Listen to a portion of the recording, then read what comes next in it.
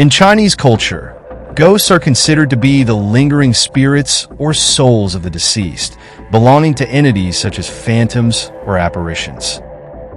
In Western culture, ghosts are often seen as demons or devils, supernatural beings that bring harm to humans. In Japan, on the other hand, ghosts are referred to as Oni, a type of yokai from Japanese folklore and legends.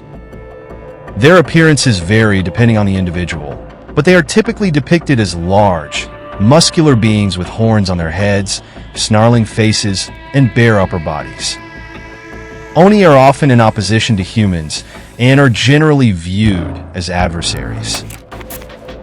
In today's video, we'll dive into the fascinating world of Oni as portrayed in Japanese folklore.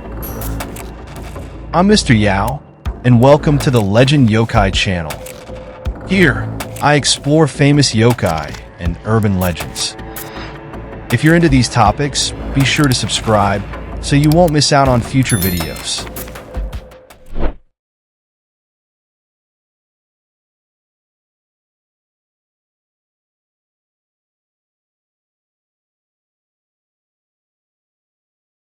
Oni are among the most iconic figures in Japanese folklore.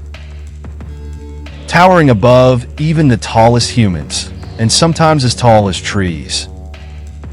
Oni are fearsome creatures that command both awe and fear. They come in various forms but are commonly depicted with wild, untamed hair, 2 or more horns, and tusk-like fangs.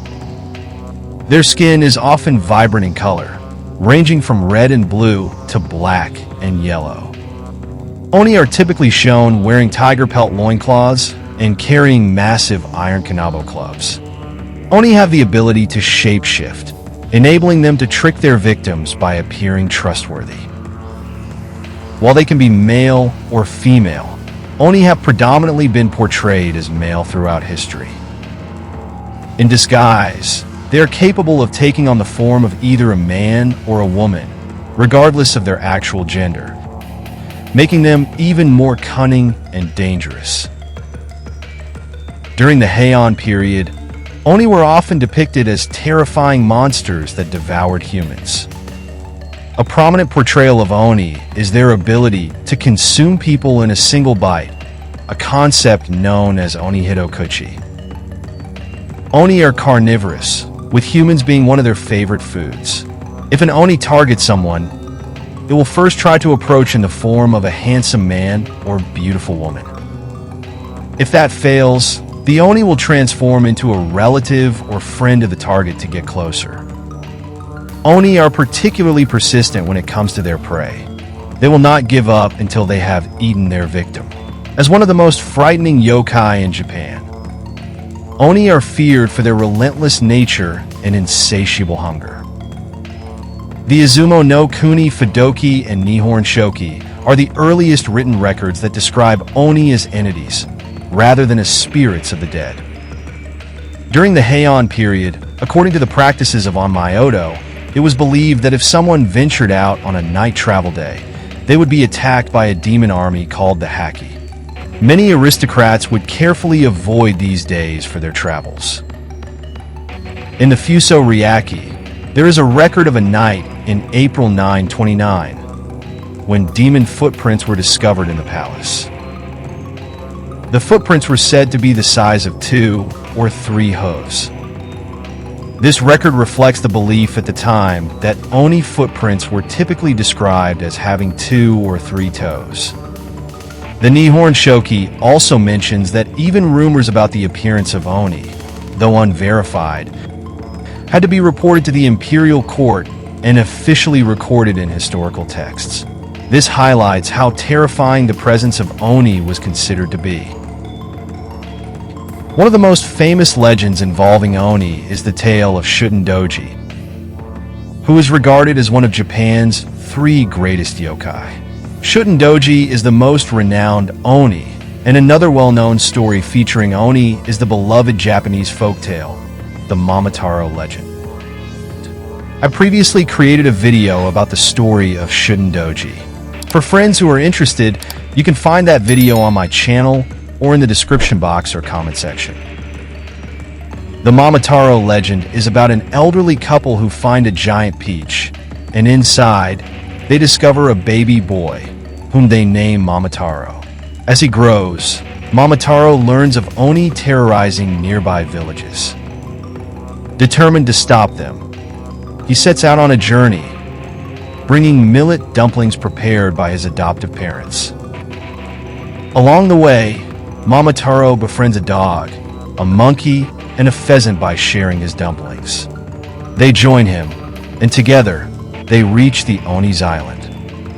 Using teamwork and their unique skills, they defeat the Oni, who surrender and return the treasures they had stolen. Returning home as heroes, Momotaro and his companions are celebrated for their bravery and unity.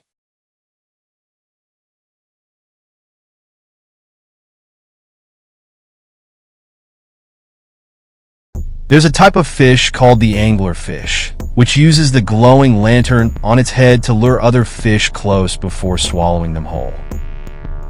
Similarly, when it comes to the Oni's Oni Hitokuchi, the ability to consume people in a single bite, as I mentioned earlier, there's another chilling legend about how they hunt. It is said that Oni often lie silently in wait at night, hunting their prey in secluded places, typically on desolate bridges. To attract victims, an Oni creates the illusion of a beautiful woman's or a handsome man's head near its mouth. As unsuspecting passersby hear the head crying for help, they are drawn in by its beauty or charm. But as they approach, the Oni strikes, devouring them in one bite. February 3rd is a Japanese festival called Setsubun. During Setsubun, people not only eat ihomaki, a type of sushi roll to wish for good fortune, but also perform an exorcism ritual to drive away the misfortunes of the past year and pray for a prosperous year ahead. In this exorcism ritual, the Oni are the ones being driven out. Whether in temples or homes, people will dress up as Oni, and then temple staff or children will throw beans at the Oni. This is the famous exorcism ritual of Setsubun. Oni wa Soto, Fuku wa Wuchi, meaning out with the Oni, and with the good fortune. If you enjoy my channel, please help by hitting the subscribe button and turning on the notification bell so you won't miss my upcoming videos. Thank you for watching until the end, and I'll see you next time.